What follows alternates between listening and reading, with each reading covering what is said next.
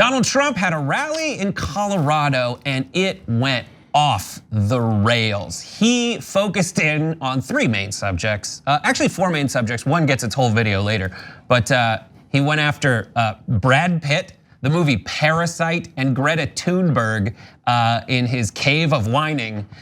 His own wine cave. First, we're gonna focus on his attacks on Parasite, which is the Korean language movie that won Best Picture at the Oscars just a few weeks ago. Here's what he had to say about that. How bad were the Academy Awards this year? Did you see it? And the winner is a movie from South Korea. What the hell was that all about? We got enough problems with South Korea with trade. On top of it, they give him the best movie of the year. Was it good? I don't know. You know, I'm looking for like, where, let's get Gone with the Wind. Can we get like Gone with the Wind back, please? Sunset Boulevard. So many great movies. The winner is from South Korea. I thought it was best foreign film, right? Best foreign movie. No, it was did this ever happen before? No. I mean, yeah, so there's so much about that. Jason, what'd you think? First he's like, can we get Gone with the Wind back? Can we get, no, you can't get those back, 45. No. I find it truly fascinating and marvelous how Trump always finds a way to bring in pop culture that is so irrelevant to anything he's talking about. It's almost as if, you know, you have that friend that wants to like indoctrinate you in something that's like super deep, but they know jack-ish about it. That's Trump. That's it. Like, did you know beets have antioxidants that can cause you to fly? Which is complete BS, right? Yeah, but they commit to they buy into the lie. That's what that was about. And for the record, Parasite was phenomenal, and it was best international film, and it made history. Trump did like.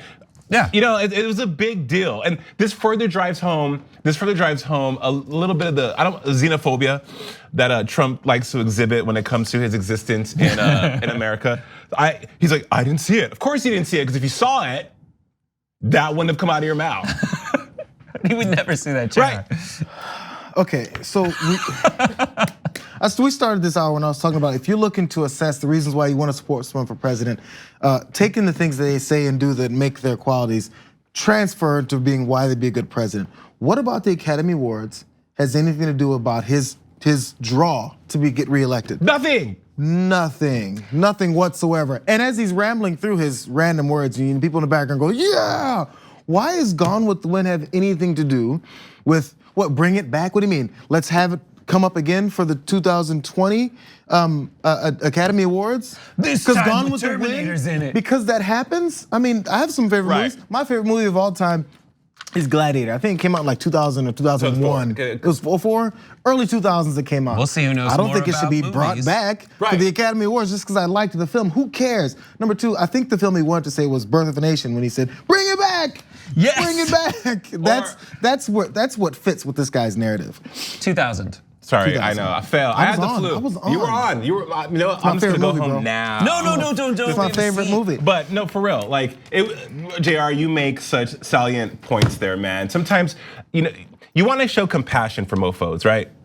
And Lord knows, I have tried to have some kind of compassion for Trump, because I think at the end of the day he is a human being, and I would imagine he's under immense pressure daily. I'm sure the persona that the American public sees is just that. It's an acted out persona. He goes home at night, turns down the lights, and breakdowns and cry. Ha, that's a Mariah Carey lyric.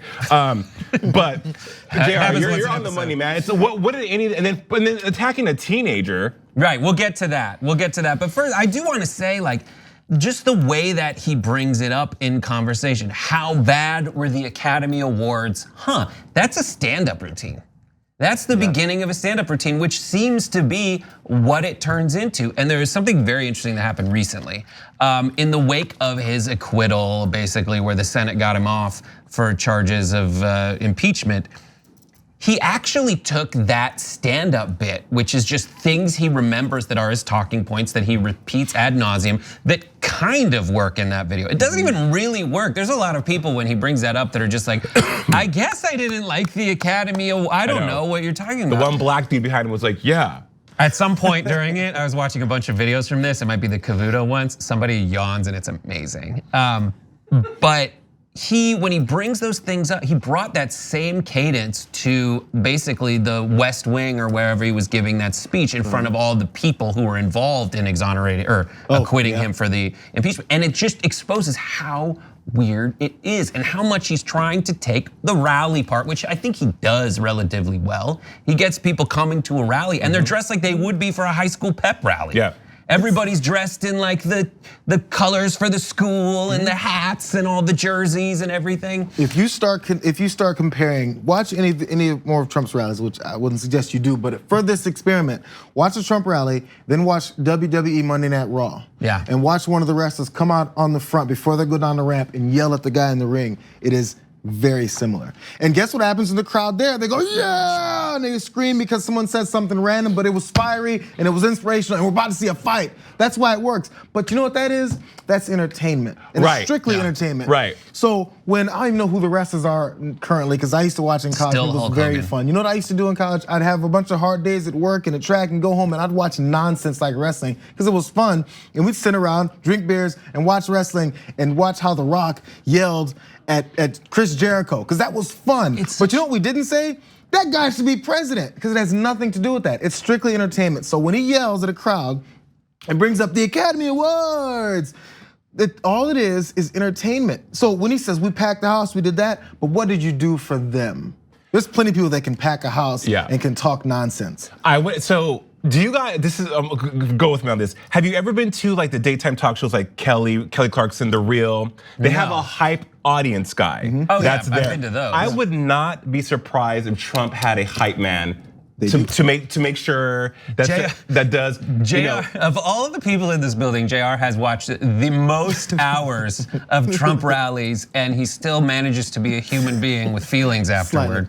Well, the feelings part is definitely not there. But so there was a rally, I forget what they started chanting. And it was the rallies when they were, I think it was the ones, I could be wrong, so let's go ahead and we'll preface it with that. When they were chanting about send her home, when they were talking about Ilhan Omar and them, that was begun by a staff member of Trump's organization, and they started chanting it, and then it built from there. And remember, he blamed the crowd for chanting, I didn't do it, I just said things, and then they said it back to me. So they do have people that start these chants. These chants are not organic. They want these things to go a certain way. The only thing that's organic is his stupidity.